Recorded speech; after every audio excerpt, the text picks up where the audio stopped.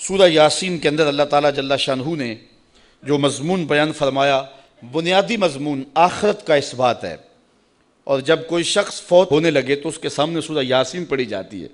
اس لیے نہیں پڑھی جاتی کہ اس سے جان چھڑا لیں،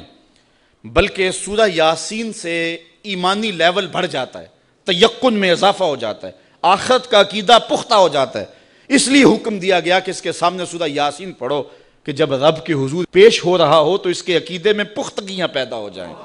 اور معاد اور آخرت کا یقین پختہ تر ہو جائے۔ تو یہ 2 رکوع ختم ہوئے، اگلے جو 3 رکوع ہیں ان میں معاد کا اثبات کیا گیا ہے، اور اللہ تعالیٰ نے آفاق اور انفس کے اندر پھیلے ہوئے دلائل کے ساتھ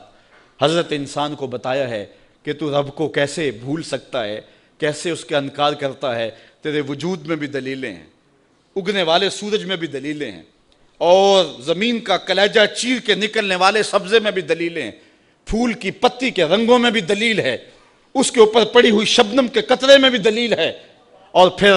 اس کے اوپر جو بیٹھی ہوئی محبت اور پیار کا اظہار کرتی ہوئی تتلی ہے، اس کے پروں کے اندر رنگوں کی جو مینا کاری ہے، اس میں بھی رب کی دلیل ہے۔ پھر بلبل کے لہجے میں بھی دلیل ہے، کوئل کی آواز میں بھی دلیل ہے، پپیہے کی صدا میں بھی، برستے بارش میں، جھومتی ندیوں میں، بہتے پانی میں، اور ساون کے موسم کی رم جم میں یہ دلیلیں ہیں۔ اگر تو آنکھ کھولے تو رب کا انکار نہیں کر سکتا۔ آجا پلٹ کے محمد عربی تجھے باہوں میں لینے کے لیے منتظر کھڑے ہیں،